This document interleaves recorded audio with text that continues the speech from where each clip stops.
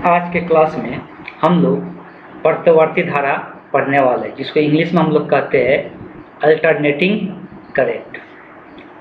तो प्रत्यावर्ती धारा जो होता है, जिसको इंग्लिश में अल्टरनेटिंग करंट कहते हैं, शॉर्ट फॉर्म में हम लोग इसको एसी भी बोलते हैं कि एक ऐसा करंट है, एसी करंट है। ठीक, जो हम लोग घरों में जो बिजली आता है उसमें जो करंट आता है वो कौन सा करंट आता है, तो एसी करंट ही आता है। आज के डेट में हम लोग जितना भी इंस्ट्रूमेंट यूज करते हैं सब एसी पर ही चलने वाला होता है।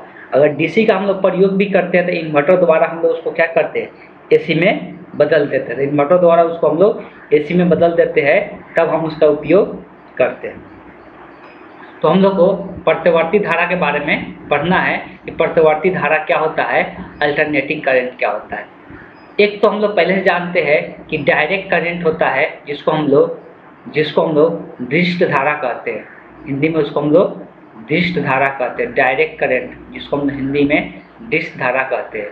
ठीक, ये जो धारा होता है ये बैटरी का धारा होता है। ये किसका होता है, ये बैटरी का धारा होता है। बेसिकली ये होता क्या है, ये हमेशा टाइम के साथ क्या रहता है, फिक्स रहता है। टाइम के साथ इसमें कोई परिवर्तन नहीं होता है दृष्ट धारा में, डायरेक्ट करंट में। लेकिन एसी करंट का बात करेंगे तो ये टाइम के साथ क्या होता है, वेरी करता है। टाइम के साथ ये क्या करता है, वेरीज करता है, मतलब टाइम के साथ ये बदलते रहता है। तो जो एसी करंट होता है वो टाइम के साथ बदलते रहता है, और ये किस प्रकार से बदलता है उसको हम लोग यहाँ पे समझने की कोशिश करेंगे। अब जो सबसे पहले तो चैप्टर का नाम लिखना है, चैप्टर 5 है और ये पार्ट 2 का ही है। तो पार्ट 2 का ये चैप्टर 5 हम लोग पढ़ रहे हैं। चैप्टर का नाम लिखना है प्रत्यावर्ती धारा, जिसको इंग्लिश में हम लोग अल्टरनेटिंग करंट कहते हैं। अगर अल्टरनेटिंग करंट का डिफिनीशन अगर लिखना चाहे तो यहाँ से लिख सकते हैं, यहाँ से लेके यहाँ तक सेम वही चीज़ दिया हुआ है। किसी परिपथ में प्रवाहित होने वाली वैसी धारा, किसी परिपथ में प्रवाहित होने वाली वैसी धारा जो कुछ समय तक एक दिशा में रहती है तथा फिर उतने ही समय के लिए वो क्या हो जाता है, विपरीत दिशा में प्रवाहित होने लगती है। उसी को हम लोग क्या कहते हैं, प्रत्यावर्ती धारा कहते हैं। उसी को हम लोग क्या कहते हैं, प्रत्यावर्ती धारा कहते हैं। तो ये उत्पन्न कैसे होता है उसके बारे में हम लोग समझेंगे कि ये प्रत्यावर्ती धारा किस प्रकार से उत्पन्न होता है। तो इसके बारे में ही हम लोग यहाँ पर डिटेल में समझने वाले हैं। ठीक, और इसको बहुत अच्छे तरीके से हम लोग समझने की भी कोशिश करेंगे। ठीक है, अब सबसे पहले इसको समझने के लिए हम लोग को इसमें देखना पड़ेगा इसका सिस्टम कैसे ये वर्क करता है, प्रत्यावर्ती धारा कैसे उत्पन्न होता है। जैसे जनरेटर का सिस्टम जानते हैं, तो जनरेटर द्वारा भी प्रत्यावर्ती धारा उत्पन्न किया जाता है। तो किस प्रकार से वर्क करता है उसको हम लोग समझने की कोशिश करेंगे। ये कहाँ से समझ में आएगा, तो यही समझ में आएगा जब एक समान चुंबकीय क्षेत्र में क्या किया जाए, कोई कुंडली को घूर्णन कराया जाए, कोई कुंडली को क्या किया जाए, घुमाया जाए, रोटेट कराया जाए, किसी कुंडली को घुमाया जाए या रोटेट कराया जाए, तो उसी को हम लोग क्या कहते हैं, उसी को हम लोग प्रत्यावर्ती धारा कहते हैं। तो उसी को हम लोग प्रत्यावर्ती धारा इससे उत्पन्न होता है। ये किस प्रकार से उत्पन्न होगा इसको हम लोग डिटेल में समझने की कोशिश करेंगे। इसको हम यहाँ पर डिटेल में समझने की कोशिश करेंगे। थोड़ा सा वेट कर ले और हम लोग क्लियर ढंग से इसको समझ लेंगे। तो सबसे पहले हम यहाँ पर क्या करने वाले हैं उसको समझना है। तो सबसे पहले हम यहाँ पर एक चुंबकीय क्षेत्र पहले उत्पन्न करेंगे। ठीक है, चुंबकीय क्षेत्र उत्पन्न करने के लिए हमको क्या करना पड़ेगा, तो ऑब्वियस है एक चुंबक लाना होगा जिसका एक तरफ एक वाल में क्या लगा दे, नॉर्थ वाला हिस्सा लगा दे। एक वाल में हम क्या कर दे, नॉर्थ वाला हिस्सा को जोड़ दे। एक वाल में हम क्या करें, नॉर्थ वाला हिस्सा को कनेक्ट कर दे। ठीक, इस बात को ध्यान में रखना है। तो एक वाल में हम नॉर्थ वाले हिस्सा को यहाँ पर जोड़ दें। ये हो गया मेरा नॉर्थ, और इधर क्या करें, एक वाल में हम साउथ वाले मैग्नेट को लगा देते हैं। एक ऐसा मैग्नेट जो इस तरफ क्या रहे, साउथ रहे, एक तरफ नॉर्थ रहे। हम लोग ये चीज़ें जान चुके हैं, ये चीज़ें पढ़ चुके हैं कि बाहर में हमेशा नॉर्थ से साउथ की ओर क्या होता है, चुंबकीय क्षेत्र उत्पन्न होता है। बाहर में हमेशा नॉर्थ से साउथ की ओर चुंबकीय क्षेत्र उत्पन्न होता है। बाहर में हम लोग को ये देखने को मिलता है कि बाहर में जो चुंबकीय क्षेत्र उत्पन्न होता है हमेशा नॉर्थ से साउथ की ओर उत्पन्न होता है। तो अब यहाँ पे नॉर्थ से साउथ की ओर एक चुंबकीय क्षेत्र हम उत्पन्न कर दिए। अब यहाँ पर हम क्या करने वाले हैं, नॉर्थ से साउथ मतलब कि नॉर्थ से साउथ की तरफ एक चुंबकीय क्षेत्र उत्पन्न कर दिए। जब नॉर्थ से साउथ की ओर एक चुंबकीय क्षेत्र उत्पन्न करेंगे तो ऑब्वियस है इसी चुंबकीय क्षेत्र के अंदर हमको क्या करना है, एक कॉइल को घुमाना है, एक कॉइल को घुमाना है। और कॉइल को यहाँ पर ध्यान से देख सकते हैं, कॉइल यहाँ पर कैसा है, आयताकार कॉइल बनाया गया है, आयताकार कॉइल इस प्रकार से बनाया गया है। और उसमें एक लोड कनेक्ट कर दिया गया है, यहाँ पर जाके यहाँ पर देख सकते हैं, यहाँ पर लोड कनेक्ट कर दिया गया है। एक लोड मतलब यहाँ पर एक प्रतिरोध को जोड़ दिया गया है, ठीक, और अच्छे से यहाँ से देख सकते हैं एक प्रतिरोध को जोड़ दिया गया है। और एक टर्मिनल यहाँ से देखो, ये एक गोलाकार साइन क्या इंडिकेट कर रहा है, इसके बारे में समझ लेते हैं। ये इसलिए कि जब ये घूमेगा तो ये रिंग की तरह बनाया गया है कि तार फंसे नहीं तो घूमना शुरू करेगा, ऐसे नहीं करेंगे तो ये तार फंसने का डर रहेगा। तो इस प्रकार से बनाया गया है कि ये तार ना फंसे, ठीक है। और ये एक लोड कनेक्ट कर दिया गया। अब देखो बार बार ये चीज़ें बताते आ रहे हैं, बार बार ये चीज़ें बताते आ रहे हैं। अगर यहाँ ध्यान से देखेंगे एक चीज़ बार बार बताते आ रहे हैं, वो क्या है, उस बात को समझिएगा कि अगर यहाँ पर हम लोग बात करेंगे कि अगर ये सतह है, किसका सतह है ये, तो ये आयताकार सतह है। और सतह का कभी भी अगर कोई सतह का बात करते हैं तो सतह का जो क्षेत्रफल होता है, तो सतह का क्षेत्रफल होता है उसका अगर दिशा का बात करेंगे, सतह का क्षेत्रफल का दिशा हमेशा इसकी क्या होता है, लंबवत होता है। इस कारण से यहाँ पे देख सकते हैं, इस कारण से यहाँ पर देख सकते हैं जो क्षेत्रफल का जो दिशा होगा वो यहाँ पर लंबवत दिशा में एन कैप से दिखाया गया, एन वेक्टर से यहाँ पर दिखाया गया। तो ये सतह का क्षेत्रफल का दिशा है। और चुंबकीय क्षेत्र का देख सकते हैं लेफ्ट से राइट के तौर यहाँ पर दिखाया गया। और दोनों के बीच का कोण कितना है, थीटा डिग्री। दोनों के बीच का कोण जो है वो थीटा डिग्री, ठीक है। कुछ इसको इस प्रकार से समझ सकते हैं, दोनों के बीच का कोण यहाँ पर थीटा डिग्री है। थोड़ा सा इसको इस प्रकार से समझने की कोशिश करते हैं, यहाँ पे ध्यान दें, ठीक है। ये यहाँ पे देख सकते हैं कि यहाँ पर एक हुक रखा हो, ठीक है। यही मान लेते हैं कि यही आयताकार लूप है, यही क्या है, इसके चारों तरफ ऐसे तार घुमाया गया, इसके चारों तरफ ऐसे तार घुमाया गया, ये आयताकार लूप है, ठीक। अभी हम क्या किए हैं, तो बात को समझिएगा थोड़ा सा। अभी हम ये किए हैं कि एक चुंबकीय क्षेत्र उत्पन्न किए हैं, इसका दिशा किधर है, लेफ्ट से राइट की ओर है। इस तरफ से इस तरफ इसका चुंबकीय क्षेत्र का दिशा है, लेफ्ट से राइट की ओर इसका चुंबकीय क्षेत्र का दिशा को यहाँ पर हम इंडिकेट कर देते हैं। चुंबकीय क्षेत्र का दिशा को ये बता रहा है। अब देखो कॉपी का, अगर कॉपी ऐसे सीधा रखते हैं, कॉपी ऐसे सीधा रखते हैं तो अभी चुंबकीय क्षेत्र का दिशा इधर भी है, और साथ साथ इसका जो अगर ऐसे रखेंगे कॉपी का, इसका भी क्षेत्रफल का दिशा किधर है, इधर ही है, ठीक है।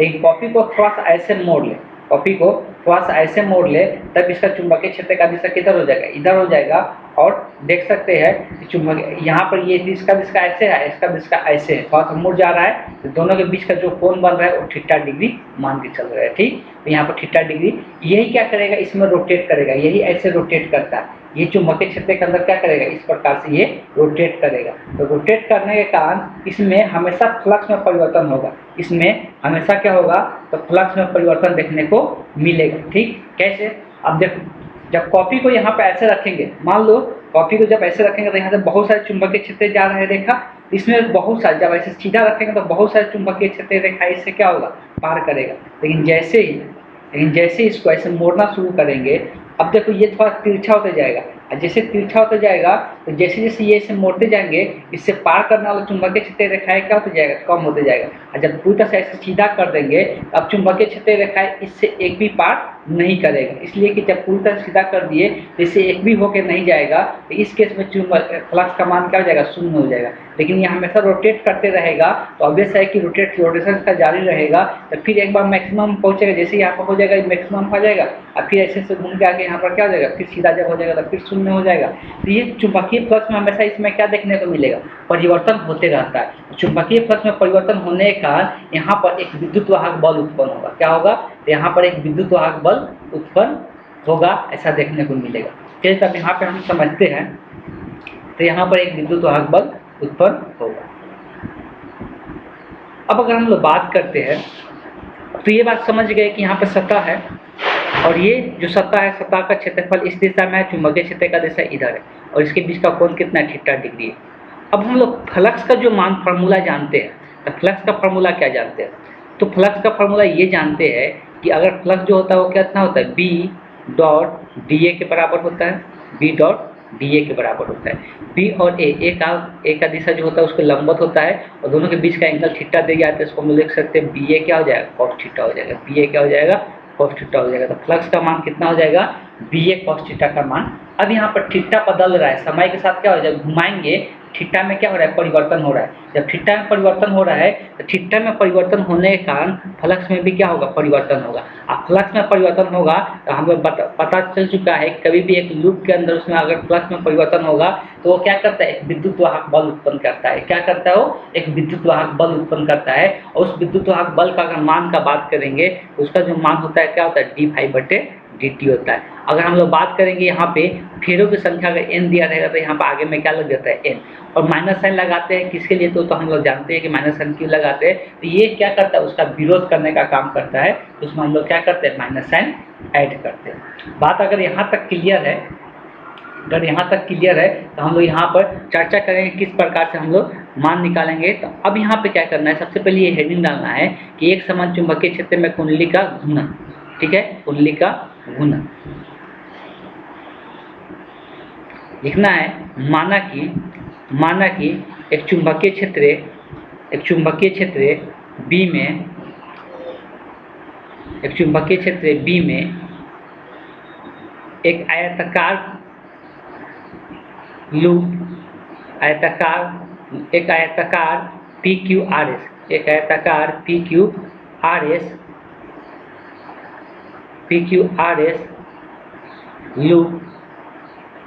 लूप को चुंबकीय क्षेत्र में ओमेगा से, ये ओमेगा का साइन है, ठीक है, ओमेगा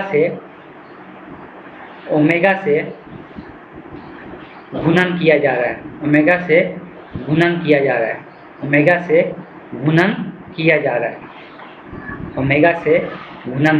है, ठीक है। ये बात अगर क्लियर है तो हम लोग आगे का चर्चा करते हैं। इसमें घुमाया जा रहा है। अब हम लोग इसमें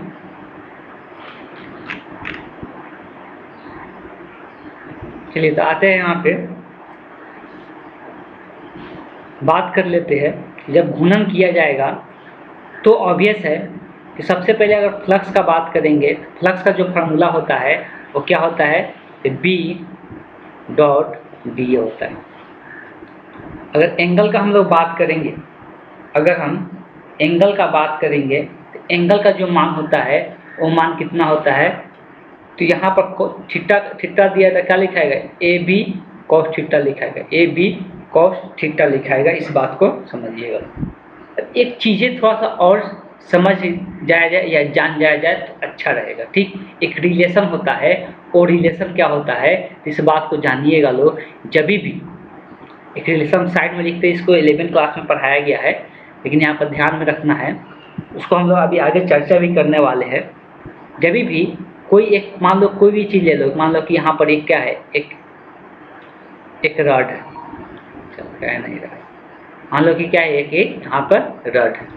तो ये अगर एक रॉड है और इस रॉड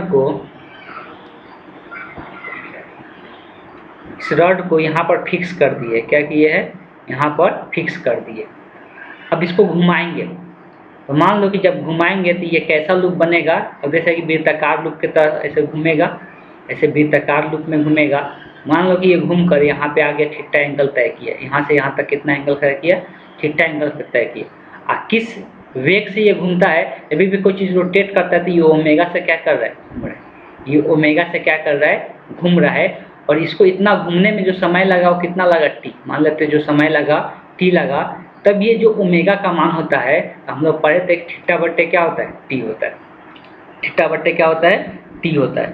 तब अगर यहाँ से थीटा का मान का बात करेंगे तब कितना निकल जाएगा, ओमेगा इंटू टी होगा, ओमेगा इंटू टी होगा। इसके ऊपर भी हम लोग बाद में चर्चा करेंगे। ये रिलेशन साइड में ये लिख लेना है सभी को, ये रिलेशन साइड में लिख लेना है कि थीटा बराबर क्या होता है, तो ओमेगा इंटू टी होता है, ठीक है। अब अगर फ्लक्स का मान इतना आ रहा है, ठीक, अब अगर फ्लक्स का मान इतना आ रहा है तो आगे देखेंगे हम लोग इसका विद्युत वाहक बल निकालेंगे। अगर फ्लक्स अभी से थीटा में परिवर्तन हो रहा है तो फ्लक्स में परिवर्तन होगा, अब फ्लक्स में परिवर्तन होगा तो उसका विद्युत वाहक बल कुछ ना कुछ आएगा। विद्युत वाहक बल कितना है इसका यहाँ पे हम लोग बात करते हैं। तो फ्लक्स से हम लोग क्या निकालते हैं, अब विद्युत वाहक बल उत्पन्न होता है। तो यहाँ पर जो विद्युत वाहक बल होता है उसको ई से दिखाते हैं, और इसका सिंबल अगर यहाँ पर फॉर्मूला है तो -N डी फाइव बटे, अगर फेरों की संख्या क्या हो n हो तब जगह लिखा जाता है माइनस डी फाइव बटे डी।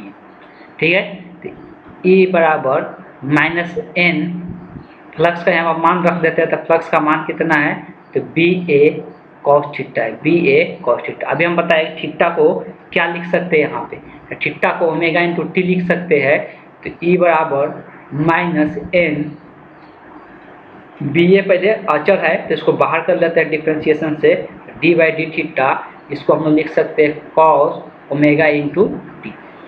अब इसका हम लोग क्या करना है, डिफ्रेंशिएशन करना है। अब इसका क्या करना है, डिफ्रेंशिएशन करना है। डिफ्रेंशिएशन का यहाँ पर एक फार्मूला यूज करेंगे और वो क्या होगा, तो डी बाई डी एक्स, अगर कॉस ए एक्स रहता है, कॉस एक्स मतलब एक्स इसका ए क्या है, गुणांक है, तो इसका इंटीग्रेशन, जैसे कॉस का हम लोग जानते हैं कि कॉस का डिफ्रेंशिएशन क्या होता है, माइनस साइन होता है। अगर एक्स रहता तो यहाँ एक्स लिख, लेकिन एक्स है तो एक्स लिखाएगा। इसी फार्मूला में क्या होता है, जो एक्स का गुणांक होता है वो आगे में गुना हो जाता है, मतलब माइनस ए हो जाएगा, आगे में क्या हो जाएगा, माइनस ए। ये फार्मूला निकल के आता है। ठीक, ये फार्मूला है, इसी फार्मूला का हम लोग यूज करेंगे यहाँ पे, तब यहाँ से जो मान आएगा, ई का मान कितना निकल के आएगा, माइनस एन बी ए। देखो पहले से माइनस है, इसका डिफ्रेंशिएशन करेंगे तो फिर माइनस आएगा, तो माइनस माइनस यहाँ पर क्या बन जाएगा, प्लस, और ओमेगा यहाँ पर टी के आगे क्या है, ओमेगा है, तो यहाँ पर ओमेगा आएगा, और कॉस का इंटीग्रेशन, कॉस का डिफ्रेंशिएशन क्या होता है, साइन, तो साइन क्या हो जाएगा, साइन ओमेगा इंटू टी हो जाएगा, साइन ओमेगा इंटू टी हो जाएगा।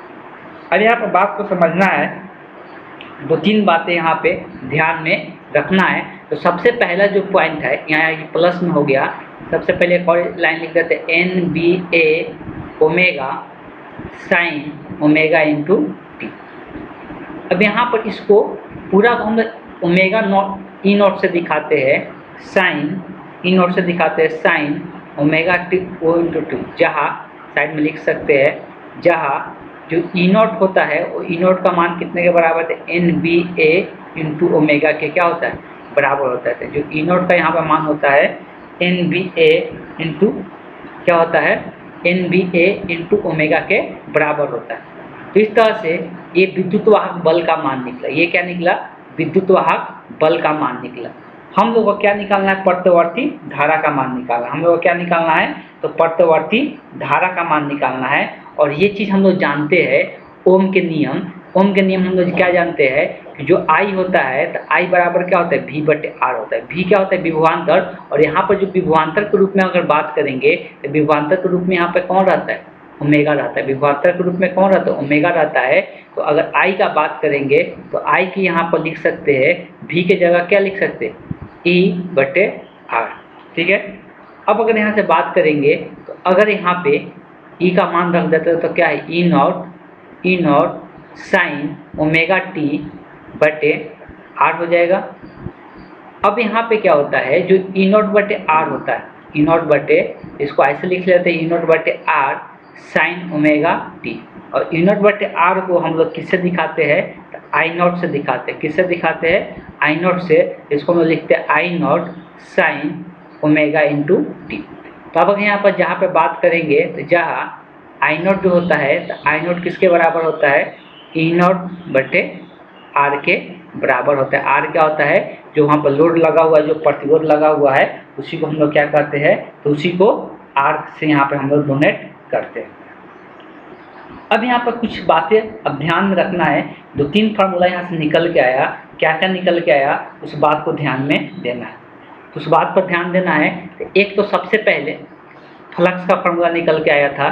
फ्लक्स का जो फार्मूला निकल गया था, एन, ऐसे यहाँ पर फेरों की संख्या पहले भी लिख सकते हैं या बाद में भी लिख सकते हैं। ठीक है, फेरों की संख्या जैसा मन है वैसा यूज कर सकते हैं। एन बी ए क्या था, कॉस थीटा, या थीटा लिखो, यहाँ पर क्या लिखो, ओमेगा इंटू टी लिखो। यहाँ पर एन लिख भी सकते हैं या बाद में भी लिख सकते हैं। ठीक, अगर हम लोग ई का बात करिए तो ई का मान जो आया, E naught sine omega into T आया।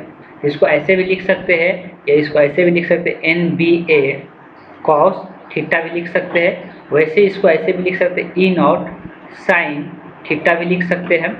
उसी प्रकार से अगर बात करेंगे किसका, आई का, आई बराबर आई नॉट क्या निकल के आया, साइन ओमेगा इंटू टी बराबर, इसको ऐसे भी लिख सकते हैं, आई नॉट साइन थीटा लिख सकते हैं। इस प्रकार से हम लोग इसको दर्शा सकते हैं।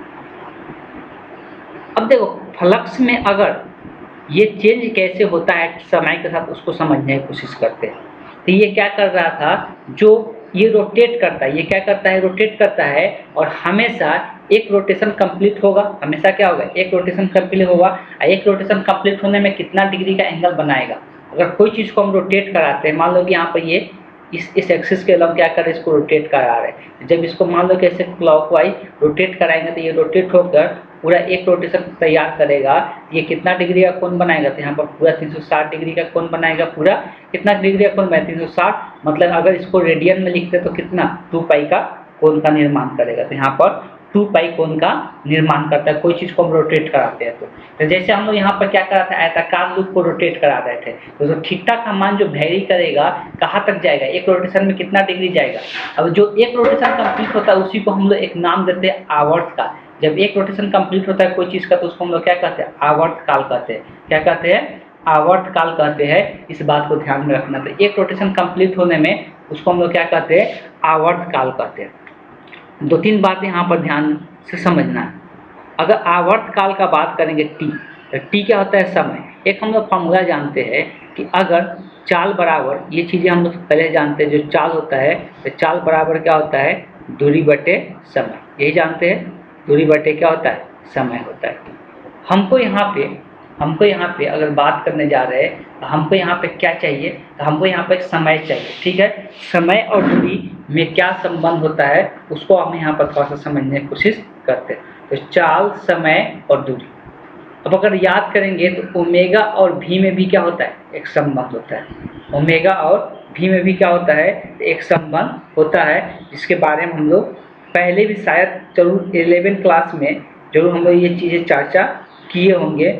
ओमेगा और भी में भी संबंध होता है। ओमेगा और भी में भी संबंध होता है, तो उसके ऊपर भी हम लोग थोड़ा सा चर्चा कर लेंगे। लेकिन पहले एक चीज़ हम लोग संबंध जानते हैं कि जो ओमेगा होता है, या ओमेगा इंटू टी जो हम लोग बोलते हैं, ठीक है, तो वो थीटा को दर्शाता है। ओमेगा इंटू टी किसको दर्शाता है, थीटा को दर्शाता है। थीटा का मतलब यहाँ पर अगर पूरा रोटेशन कंप्लीट करता है, यहाँ पर साइड में लिखते हैं, तो ओमेगा इंटू टी किसको, पूरा रोटेशन कंप्लीट करेगा तो उसको हम लोग किससे, कितना रेडियन एंगल कंप्लीट करेगा, 2 पाई। मान लो कि ये पूरा जब घूम जाएगा, एक चक्कर लगा देगा, तो पूरा जब ये कॉइल जो एक चक्कर लगा देगा तो उस टाइप एंगल का मान कितना हो जाएगा, 2 पाई हो जाएगा। और एक चक्कर लगाने में जो समय होता है उसको हम लोग किससे दिखाते हैं, कैपिटल टी से। इसको हम आवर्त काल कहते हैं। तो आवर्त काल का कोई फार्मूला यहाँ से पूछ देगा तो कितना हो जाएगा, 2 पाई बटे ओमेगा हो जाएगा। या कोई ओमेगा का फार्मूला पूछ देगा आवर्त काल में, तो 2 पाई बटे क्या हो जाएगा, टी हो जाएगा। तो ये 2 रिलेशन यहाँ से निकल के आता है, ये 2 रिलेशन निकल के आता है। जो आवर्त काल होता है 2 पाई बटे क्या होता है, ओमेगा होता है। ये ओमेगा बराबर जो होता है, जो ओमेगा बराबर होता है, तो ओमेगा बराबर क्या होता है, 2 पाई बटे टी होता है। तो ओमेगा बराबर क्या होता है, 2 पाई बटे टी होता है। इस बात को समझने की कोशिश कीजिएगा। तो ये चीज़ें ध्यान में रखना है।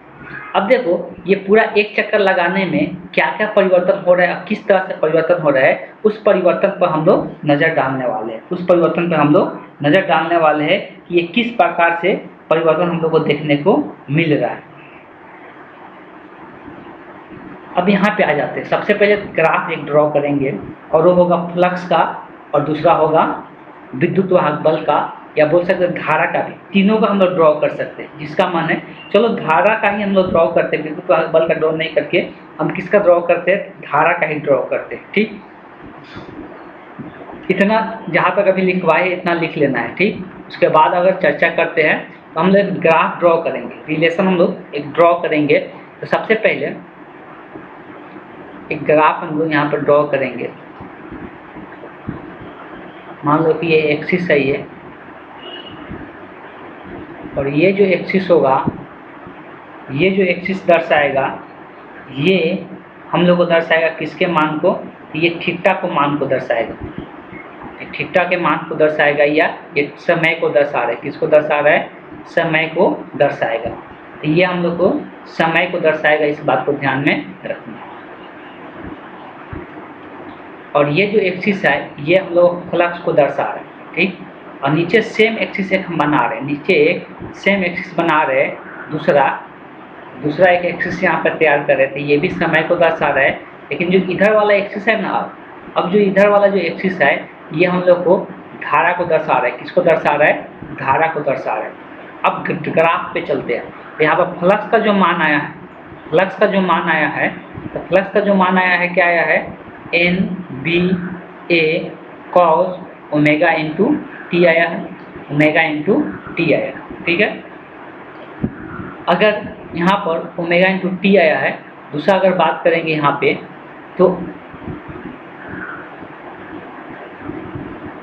चलो अभी थीटा ही लिख देते हैं, सबसे अच्छा समझ में आएगा अगर थीटा का यूज कर लेते हैं। सब यहाँ पर थीटा ही लिख देते हैं, इसके बाद और टी के बारे में समझ लेंगे। तो यहाँ पर भी थीटा लिख देते हैं। ठीक है, यहाँ पर थीटा ही लिख दी। वैसे ही आई का जो मान आया है कितना आया है? आई नॉट, आई का मान आया है कितना है? आई नॉट साइन ओमेगा टी आया है। ओमेगा टी को अभी हम लोग क्या लिख के चल रहे हैं? थीटा लिख के चल रहे हैं। वीडियो में कोई शायद दिक्कत आ गया था, कहाँ से छूटा हुआ है हमको भी पता नहीं चला है, इसलिए हम इसको फिर से बनाने जा रहे हैं। हम प्रत्यवर्ती धारा का ग्राफ के बारे में समझा रहे थे। तो प्रत्यवर्ती धारा का ग्राफ हम लोग दिखाने वाले हैं, तो किस प्रकार से प्रत्यवर्ती धारा का ग्राफ उत्पन्न होता है। तो प्रत्यवर्ती धारा का ग्राफ किस प्रकार से उत्पन्न होता है उसको हम लोग देखेंगे। सबसे पहले दो चीज़ें यहाँ पर, दो इक्वेशन बन के आया था। एक आया था क्या? फ्लक्स का। तो फ्लक्स का जो समीकरण आया था NBA, इसको लिख सकते हैं NBA cos थीटा। और अगर आई का बात करेंगे, धारा का मान अभी हम लोग का आया था आई नॉट साइन थीटा या ओमेगा टी भी हम लोग लिख सकते हैं। तब इसका थोड़ा सा ग्राफ का बात कर लेते हैं। तो ग्राफ ड्रॉ करने के लिए हम कुछ थोड़ा सा ड्रॉ कर लेते हैं, जल्दी जल्दी ध्यान देना इधर। ग्राफ ड्रॉ करने के लिए कुछ लाइन ड्रॉ कर लेते हैं।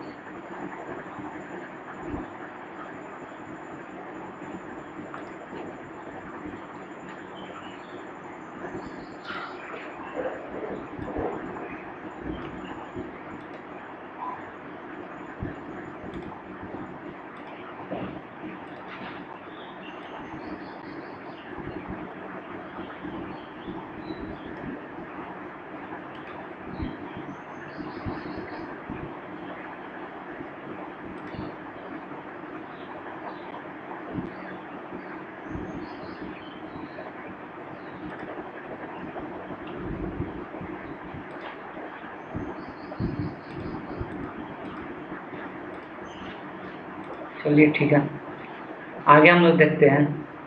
तो ये हो गया, दो गो एक्सिस बनाएंगे। ये जो एक्सिस बनेगा यहाँ पे फ्लक्स का होगा, और यहाँ पे जो एक्सिस बनेगा ये धारा का हम बना रहे हैं। ठीक है, और यहाँ से इसको चार हिस्सा में बांट रहे हैं। ये एक लाइन हो गया, दूसरा एक और लाइन ड्रॉ कर रहे हैं, तीसरा एक और लाइन ड्रॉ कर रहे हैं, चौथा एक और लाइन ड्रॉ कर रहे हैं। सब डॉटेड लाइन से दिखा रहे हैं। ठीक है, अब यहाँ बात करते हैं। तो ये चार क्या करेंगे? टाइम पीरियड को चार हिस्सा में बांटेंगे। जैसे मान लो कोई चीज़ घूमता है, तो मान लो कि जब यहाँ से ये स्टार्ट होगा घड़ी, तो यहाँ से ये इस तरफ से आएगा, यहाँ से ये स्टार्ट हुआ, ऐसे होगा, फिर ऐसे आएगा, फिर ऐसे आएगा घूमते हुए, और फिर ऐसे आएगा, और फिर अपने डेस्टिनेशन पर पहुँच जाएगा। मतलब इस तरह से घूमते हुए इस तरह से यहाँ पे आ जाएगा। ठीक है, तो चार हिस्सा में। तो यहाँ से आने में जो टाइम लगा, पूरा टाइम को हम क्या मान रहे हैं? Capital T. तो चार हिस्सा में, तो यहाँ पे चार हिस्सा का एक हिस्सा तय कर लिया, तो इसको हम लोग T/4 कहेंगे।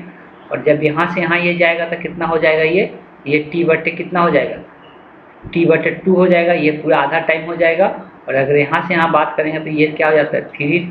3T/4 हो जाएगा, और पूरा टाइम यहाँ पर कितना हो जाएगा? T हो जाएगा।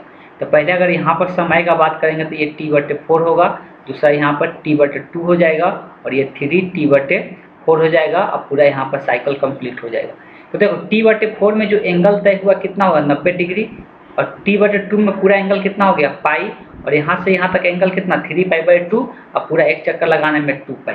इसका मतलब यहाँ पे जो एंगल होगा कितना होगा? π/4।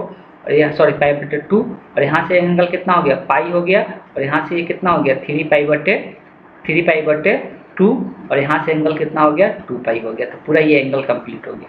अब अगर दोनों इक्वेशन का बात करेंगे तो यहाँ पर फ्लक्स का जो फार्मूला लिखाया गया NBA cos थीटा, और आई का जो फार्मूला है वो क्या है I नॉट साइन थीटा है।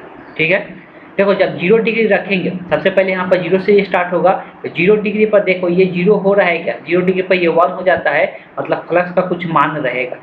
लेकिन अगर पाई बाई 2 पर देखेंगे तो पाई बाई 2 पर ये क्या हो जाएगा 0 हो जाएगा, मतलब यहाँ से ये घसकते हुए कहाँ पे पहुँच जाएगा, ये 0 पे पहुँच जाएगा। ये कहाँ पे चला जाता है 0 पे चला जाता है। अगर यहाँ पे साइन 0 देखेंगे तो ये 0 रहेगा, लेकिन अगर पाई बाई 2 पर देखेंगे तो पाई बाई 2 पर ये 1 हो जाता है, मतलब आई नॉट हो जाएगा, ये ऊपर की तरफ चला जाएगा। कहाँ पे चला जाएगा, ये ऊपर की तरफ चला जाएगा, मतलब यहाँ पे जो मान होगा कितना होगा, ये आई नॉट के बराबर होगा। ठीक है, उसी तरह से अगर यहाँ से हम बात करेंगे तो अगर पाई बाई 2 पर, तब देख लिए पाई पर देखते तो यहाँ पर अगर पाई देखेंगे तो पाई रखेंगे तो ये -1 हो जाता है। क्या हो जाता है माइनस, मतलब ये जो प्लस में जितना मिला था NBA उतना ही माइनस में NBA मिलेगा, मतलब ये अब इसका ग्राफ किधर आएगा, माइनस में आएगा नीचे की ओर, पाई पर जब पहुँचेगा तब ये माइनस में आ जाएगा। ठीक है, उसी प्रकार से अगर यहाँ पे साइन पाई रखेंगे, साइन पाई का मान कितना होता है 0 होता है, तो फिर से ये ऊपर की तरफ बढ़ा था, लेकिन फिर से ये कहाँ पे आ जाएगा 0 पे आ जाएगा। आई का मान कितना हो जाएगा 0 हो जाएगा। 3 पाई बाई 2 पे बात करेंगे, ये 3 पाई बाई 2 पे कॉस का मान क्या होता है 0 हो जाता है, तो फिर से वापस ये किस ओर मुड़ जाएगा 0 की ओर मुड़ जाएगा, तो फिर से ये जाके यहाँ पे 0 हो जाएगा। लेकिन 3 पाई बाई 2 पे साइन का मान कितना होता है माइनस होता है, तो ये प्लस में जितना आया था अब माइनस में उतना आई नॉट आ रहा है, नीचे की ओर अब माइनस में उतना यहाँ पे आई नॉट हो जाएगा, तो यहाँ से ये इतना हो जाएगा, और ये वाला मान अगर देखेंगे तो ये माइनस में आई नॉट कहलाएगा, माइनस में आई नॉट कहलाएगा। तो इसी प्रकार से जब 2 पाई रखेंगे तो cos 2 पाई का मान कितना होता है 1 होता है, तो फिर से यहाँ पे NBA बचेगा, और NBA पर इतना तक गया था तो ये ऊपर में फिर से यहाँ पर इतना तक आएगा। उसी प्रकार से अगर 2 पाई पर साइन का मान कितना होता है 0 होता है, तो फिर ये कहाँ पहुँच जाएगा 0 पे पहुँच जाएगा। इसका मतलब ये है कि जो प्रत्यावर्ती धारा का ग्राफ होता है कुछ इस प्रकार से होता है, ये इस तरह से गति करता है और फिर से आगे इसी प्रकार से ऐसे गति करते हुए जाएगा। तो ये रोटेशन के कारण से होता है कि प्रत्यावर्ती धारा समय के साथ क्या होते रहता है बदलते रहता है। ये थीटा पर डिपेंड करता है, टाइम पर डिपेंड करता है, इस समय के साथ ये परिवर्तन होते रहता है। एक बार ये अधिकतम होता है, पहला साइकिल ये प्लस में चलता है और ये फिर माइनस में चलता है। टाइम पीरियड ध्यान में रखना है कि यहाँ से 0 से स्टार्ट होगा, अगर यहाँ पर फिर से 0 पर पहुँचता है इतना में कितना समय लगता है T/2 लगता है, और फिर से 0 से फिर से यहाँ पर 0 होने में पहले निगेटिव में अधिकतम जाता है, फिर यहाँ पर जाकर 0 होता है, T/2 से T पर जाकर फिर से ये 0 होता है। तो ये रिपीटेशन हमेशा क्या होता रहता है चलते रहता है, इस बात को ध्यान में रखना है। ये किसका ग्राफ है तो प्रत्यावर्ती धारा का ग्राफ दिखाया गया है। यही ग्राफ को नोटबुक में दिखा लेना है, ठीक है।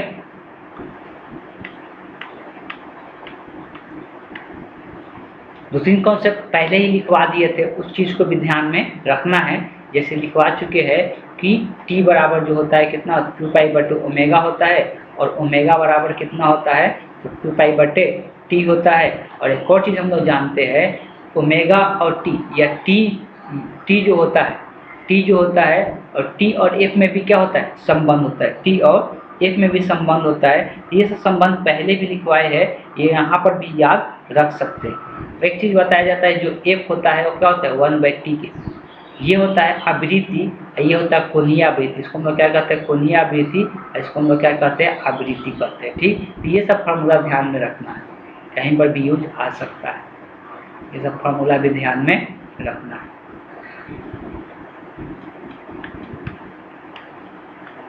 तो अगर इस सब टर्म्स को अगर ध्यान में नहीं है तो यहाँ पर सबको लिख सकते हैं, सबको क्या कर सकते हैं एक एक करके टर्म्स को लिख सकते हैं। अब देखो जो फार्मूला आया था एक बार फिर से लिखना चाहेंगे। ये जो E बराबर आया था E not sine omega into T, sign omega into T. अब अगर हम लोग बात करते हैं तो E नॉट होता है, तो E नॉट का मान कितना आया था NBA आया था, ठीक। और जो NBA ओमेगा आया था, इस बात को भी ध्यान रखना। तो जो ये E नॉट होता है, E नॉट को हम लोग क्या कहते हैं शिखर मान कहते हैं। इसको हम लोग शिखर मान कहते हैं। इस बात को ध्यान में रखना है कि इसको हम लोग शिखर मान कहते हैं। तो ये क्या है, विद्युत वाहक बल है ना, ये विद्युत वाहक बल का शिखर मान है, विद्युत वाहक बल का या शिखर मान हम लोग कहते हैं विद्युत वाहक बल का। कहीं पर दिया हुआ था, एक बार देख सकते हैं। हाँ, वही चीज़ दिया हुआ है। तो ई नॉट होता है, क्या होता है, ई नॉट को हम लोग कहते हैं विद्युत वाहक बल का शिखर मान। इसको क्या कहते हैं, विद्युत वाहक बल का शिखर मान, शिखर मान। इसको पीक वैल्यू भी बोला जाता है, शिखर मान को इंग्लिश में हम लोग पीक वैल्यू कहते हैं, पीक वैल्यू। उसी प्रकार से जब I बराबर I not sine omega T लिखते हैं, तो जो I नॉट होता है, इसको हम लोग कहते हैं धारा का शिखर मान। किसका कहते हैं, इसको हम लोग कहते हैं धारा का शिखर मान कहते हैं। इसको भी हम लोग लिख सकते हैं, इसको हम लोग कहते हैं धारा का शिखर मान, धारा का शिखर मान, धारा का शिखर मान। इसको मैक्सिमम वैल्यू भी कहते हैं, ठीक है, इसको मैक्सिमम वैल्यू भी कहते हैं। अब देखो, ये जो I होता है ना, इसको हम लोग तात्कालिक धारा कहते हैं, इसको हम लोग क्या कहते हैं, तात्कालिक धारा कहते हैं। इसको हम लोग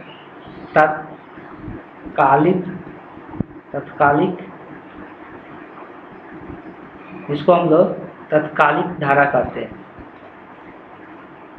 तो तात्कालिक धारा कहते हैं जो I होता है। वैसे ही जो यहाँ पर E होता है, तो इसको हम तात्कालिक विद्युत वाहक बल कहेंगे। क्या कहेंगे, तात्कालिक मतलब किसी क्षण, तात्कालिक, इसको हम लोग क्या कहेंगे, तात्कालिक विद्युत वाहक बल, विद्युत वाहक बल कहेंगे।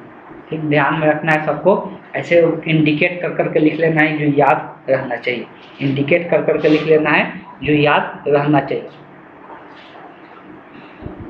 जैसे अगर एग्जाम्पल देते, मान लेते हैं, चलिए एक एग्जाम्पल, ये सब लिखना है, लिखने के बाद मान लेते हैं एक एग्जाम्पल दे देते हैं।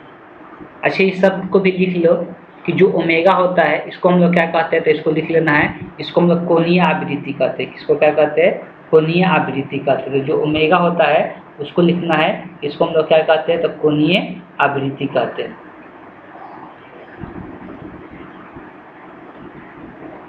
कोणीय आवृत्ति कहते हैं, इसको हम लोग कोणीय आवृत्ति कहते हैं।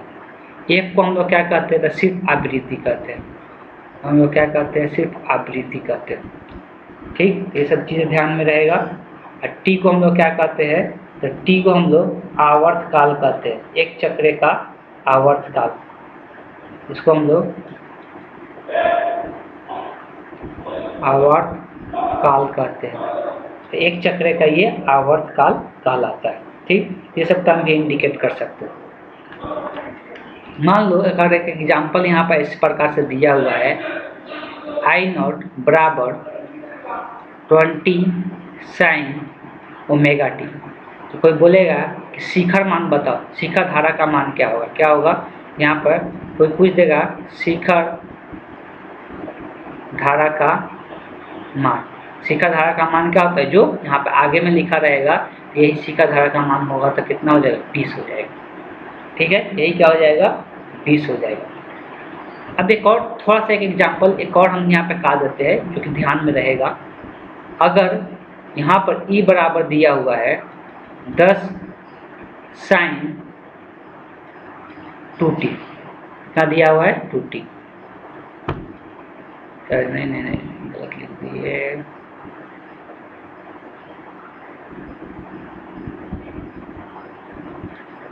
ठीक है, चलिए ये भी चलेगा। तथा R बराबर 2 ओम है,